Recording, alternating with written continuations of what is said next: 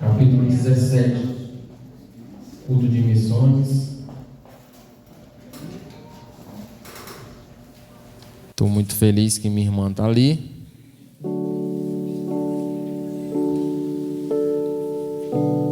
Amém. Meu amigo também, Ítalo. Como diz o pastor, meu discípulo. Tá indo aí, uma hora vai dar certo.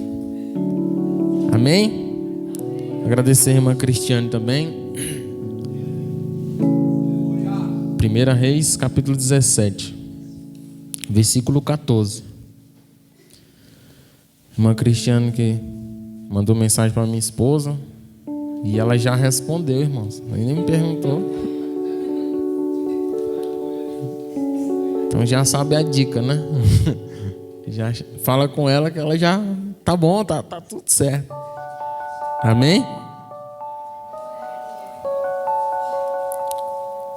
1 Reis, capítulo 17, versículo 14. Amém?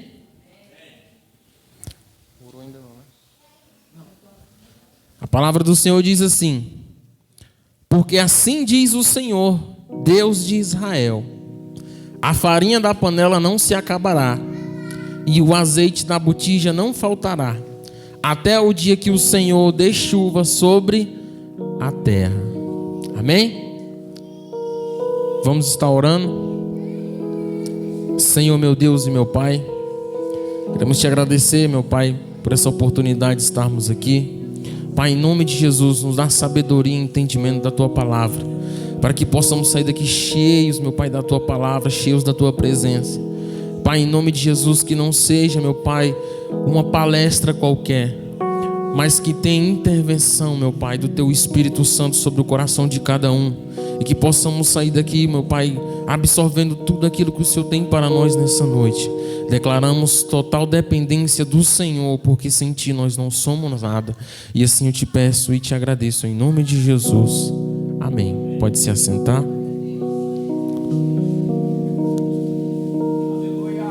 Hoje culto de missões. E eu falei: Senhor, qual é a palavra? Porque eu de mim não tenho nada para dizer. Porque a igreja não é minha, a igreja é do Senhor. E o Senhor então me deu essa palavra. E um tema que o Senhor me deu é: o que fazer quando a fonte seca? E hoje culto de missões, e eu pensando: Senhor, vai ser uma palavra para encorajar, para abençoar, para animar. Mas é que nós estamos vivendo em tempos de crise, irmãos, em que a dificuldade está muito grande. E a maior luta do ser humano foi e sempre vai ser a sobrevivência. E nós, como os cristãos, que temos missão no nosso sangue, não conseguimos sobreviver sem Jesus. Amém? E eu quero começar falando sobre Elias, um homem que foi um grande missionário e que tem muito, irmãos, muito a nos ensinar a cada dia. Toda vez que você lê a história de Elias, você vai descobrir inúmeras qualidades que Elias tinha. E nessa noite Deus tocou meu coração para falar sobre algumas. Mas eu quero ser obediente, não quero passar do tempo, amém? E eu quero começar falando do primeiro versículo que fala que Elias, o tibista, dos moradores de Gileade. Como o pastor falou aqui, Deus não escolhe aquele que tem um currículo grande. E eu fui ver esse Tíbia, ou Tibé, é uma cidade que fica escondida nas montanhas de Gileade. Que inclusive Gileade também foi a cidade de Jefté. E eu fiquei pensando, a primeira coisa que a gente aprende com Elias é que Deus não precisa de estrela. Hoje em dia o mundo é movido por fama, e Deus não precisa que você tenha milhões de seguidores no Instagram para você começar a fazer missões. Então a primeira coisa que a gente aprende é que não precisa ser estrela nem um astro para fazer missões, porque Deus te conhece e Ele olha para você e te dá um propósito, não como uma pessoa que você é ou que você tem, mas o que Ele vê que você pode fazer na casa dele. A palavra do Senhor diz que Deus manda Elias para diante do rei. Deus está ali diante do rei. Agora você imagina, pastor, uma pessoa de uma cidade que é praticamente conhecida, uma cidade bem escondida, não tinha fama, não era conhecido, mas agora ele está diante do rei. Olha o que Deus faz. Deus pega uma pessoa que talvez ninguém nem conhece e coloca para falar, para ser instrumento dele diante do rei.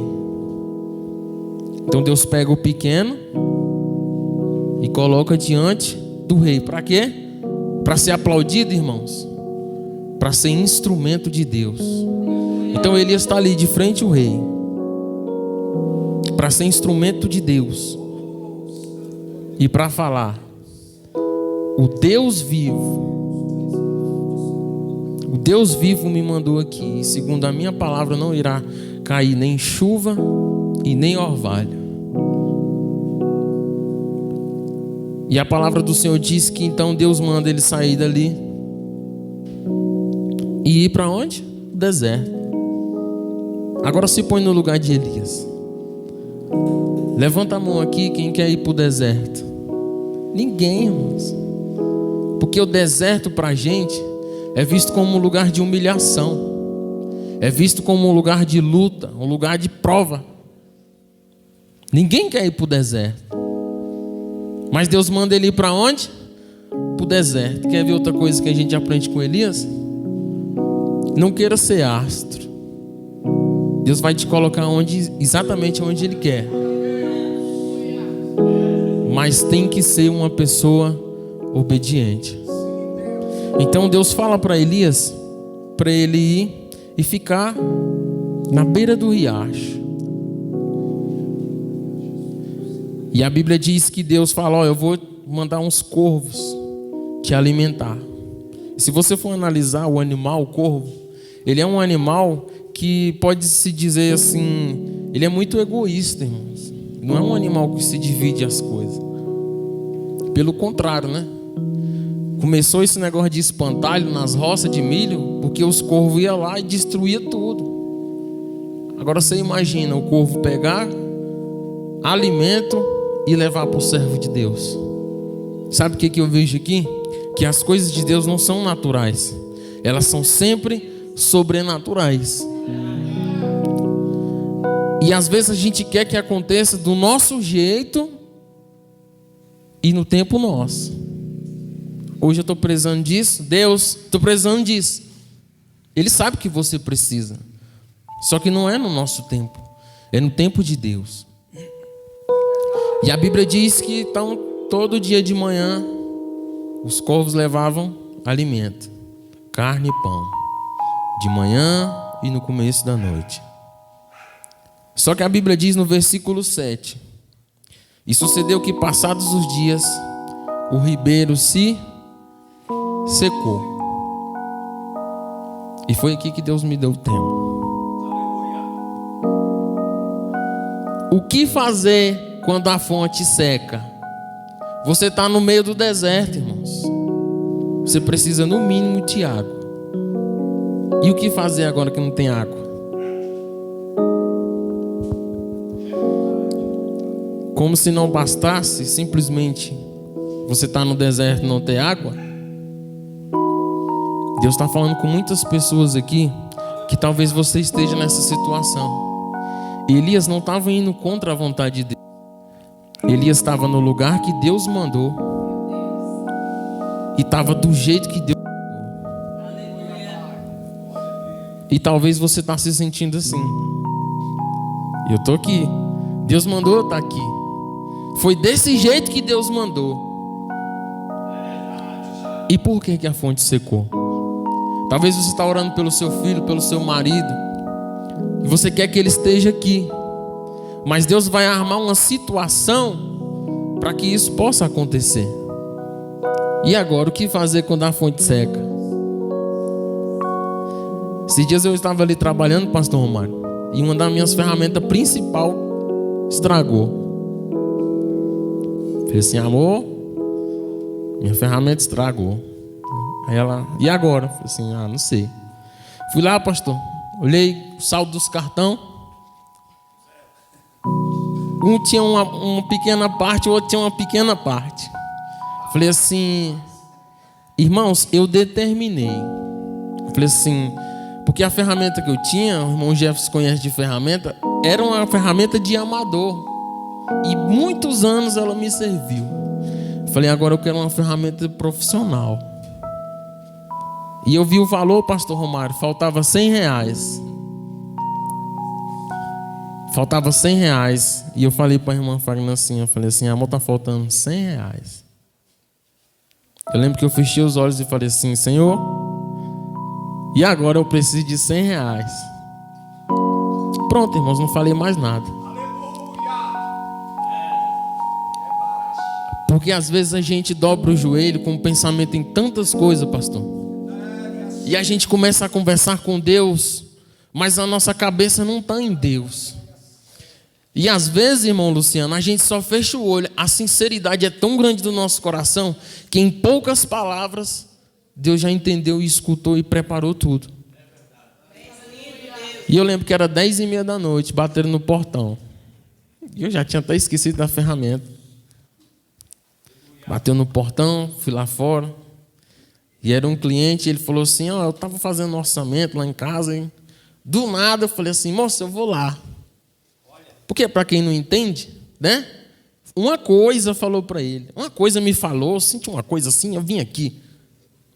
Mas para nós, irmãos, que somos servos de Deus, foi Deus que tocou no coração dele e falou: vai lá.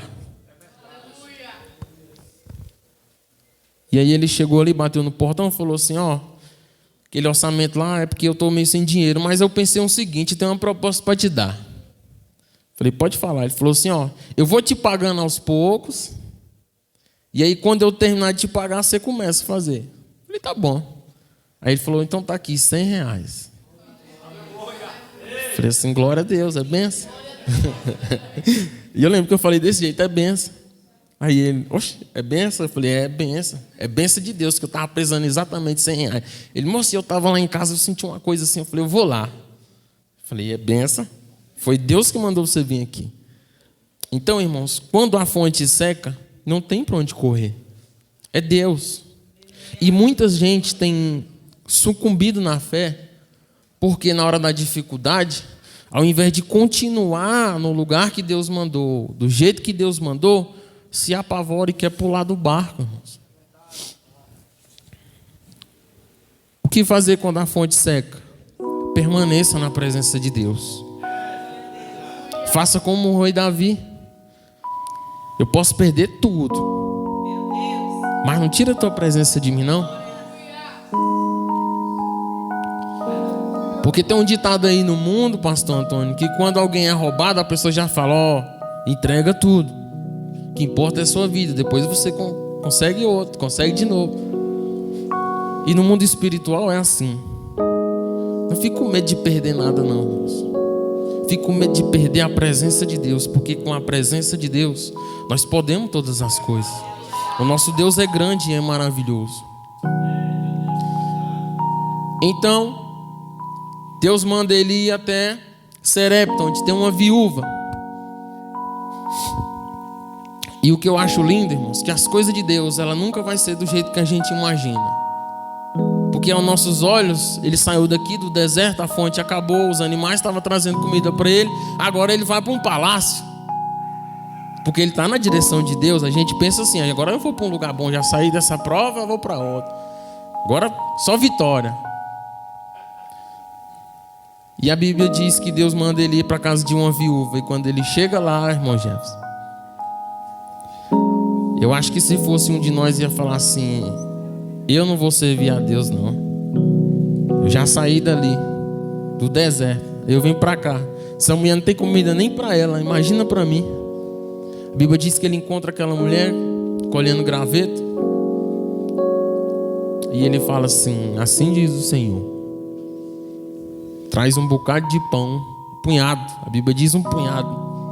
Então a gente entende que ele estava com muita fome, irmão Jefferson. Traz um punhado de pão para mim. Aí ela fala a verdade: ó, eu não tenho nada, senão uma botija de azeite, um pouquinho de farinha, e eu vou fazer um bolo para mim e para o meu filho. E depois que a gente comer, a gente vai morrer, porque não tem mais nada. E aí o profeta fala para ele: ó, você faz assim, traz a farinha aqui para mim, mas você vai fazer desse jeito. Você vai fazer primeiro para mim, depois você come o seu filho. Nenhuma mãe em sua sã consciência faria isso. Tirar da boca do filho para dar para uma pessoa que você nunca viu. Mesmo que chegue falando, bate lá na sua cara: eu sou um profeta, eu quero a comida. Aí você fala assim: não, só tem para mim. Não, primeiro para mim. Ninguém vai fazer isso. E esses dias eu passei por um aperto. Mas a irmã Fagner, Ana, recém-nascida, e pastor, chegou o tempo da luta. Parece que tudo assim ficou conspirando contra. E aí minha tia fez uma marmitinha e levou pra gente. E a gente achou estranho, né? A gente ficou. E o homem da casa, ele se sente constrangido. E eu fiquei meio assim, mas fiquei calado, irmãos.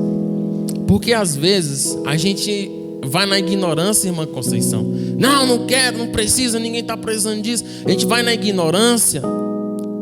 E Deus está falando com pessoas aqui. Pela ignorância você acaba perdendo sua bênção. E eu aprendi uma coisa muito linda, porque ela entregou e eu fiquei calado. Aí no outro dia eu fui levar a vasilhinha dela. Aí minha tia falou assim: deixa eu te falar uma coisa. Você não ficou chateado não, né? Eu falei assim: não.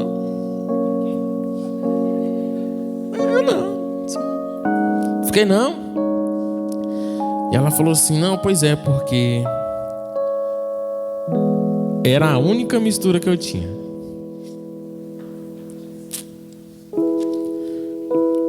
Mas quando eu fiz,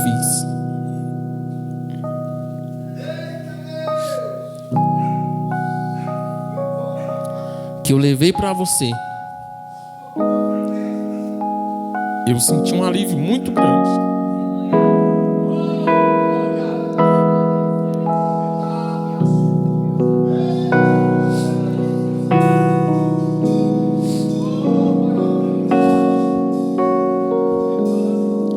Eu senti um alívio muito grande. E quando eu cheguei em casa, eu recebi uma ligação.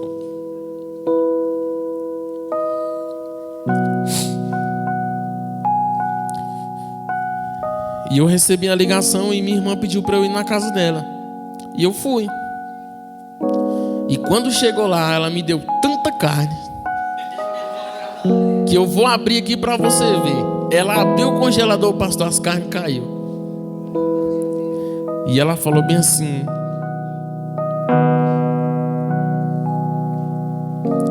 e eu aprendi isso com Deus.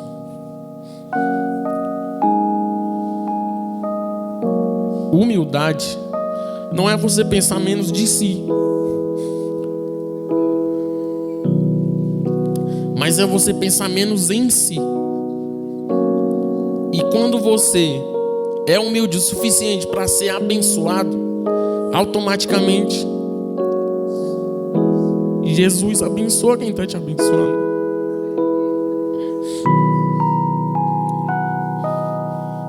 Não foi assim a promessa que Deus fez a Abraão?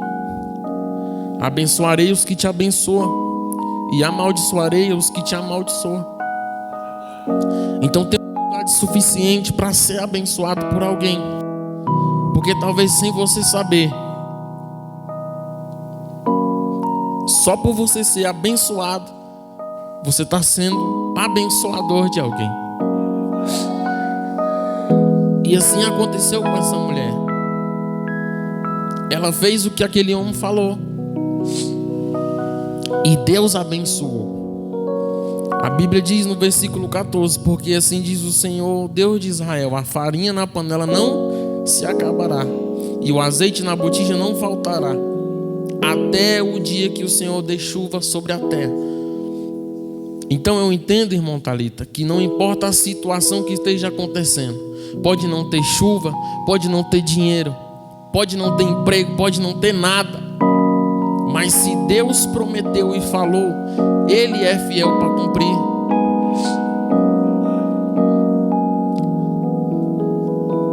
A Bíblia diz que o filho dessa mulher adoeceu muito, foi se agravando cada vez mais, e a Bíblia diz que o filho dela ficou sem nenhum fôlego. E a Bíblia diz que essa mulher começou a questionar o homem de Deus. Por um acaso você veio aqui para me julgar? O que tenho eu contigo? Por que meu filho morreu? Por um acaso você veio trazer juízo para minha casa? Começou a culpar ele, irmão Jefferson. Muitas vezes um missionário vai ser julgado, muitas vezes por uma coisa que ele nem fez.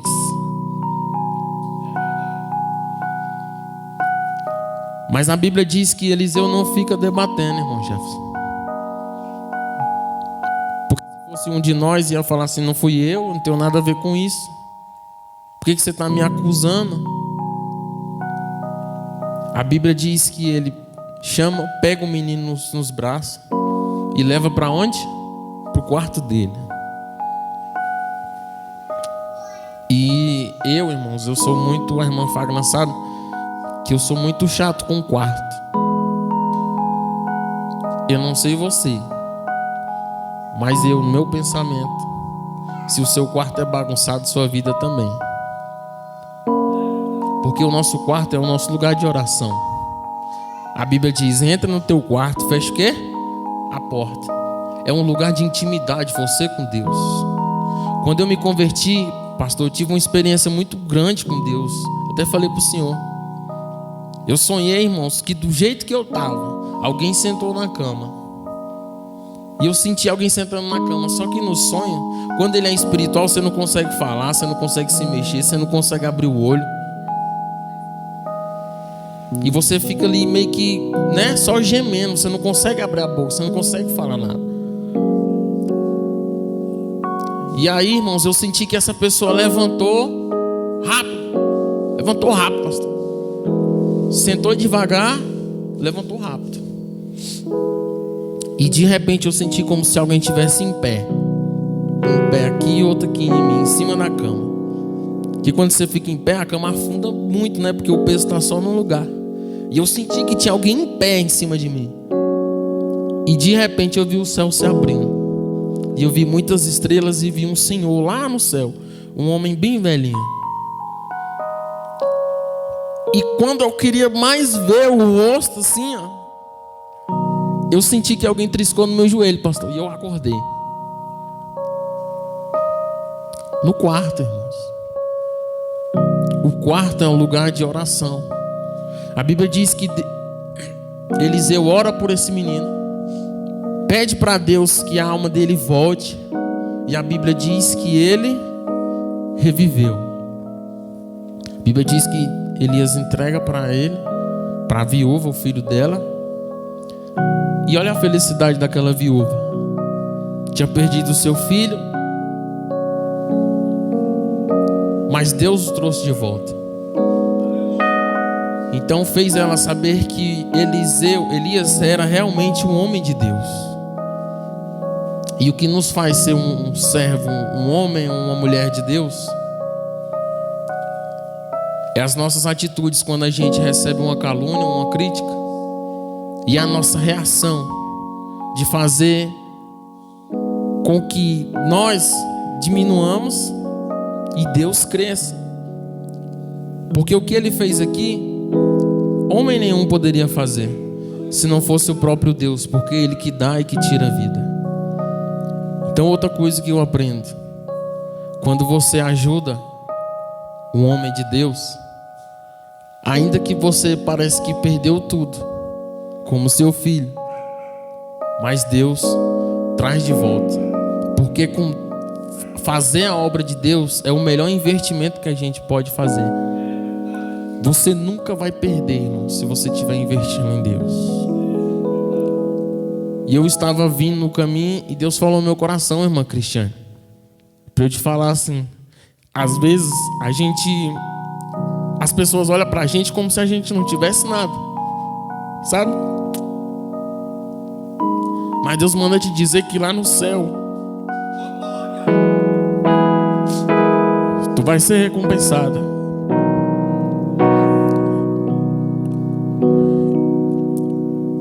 E todo choro cessará. Porque o que Deus tem preparado pra gente, irmãos, é muito grande. Às vezes você olha para alguém aqui e não dá nada por ela. Fulano não tem nada e é servo de Deus.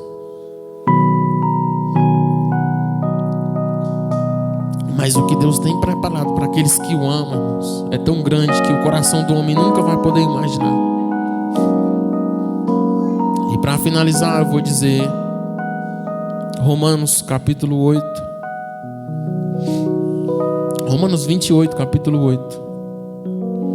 Que todas as coisas cooperam para o bem daqueles que amam a Deus e que Ele chamou segundo o seu propósito. Então não importa o que aconteça na sua vida, não importa o que esteja acontecendo, creia no seu provedor, não creia na provisão. Porque o seu provedor pode prover muito mais coisas do que você pode imaginar. Às vezes a gente fica só circulando em volta da provisão. Não, Deus vai prover isso e eu quero a provisão. E a gente para de olhar para o provedor. E essa é a palavra que Deus colocou no meu coração.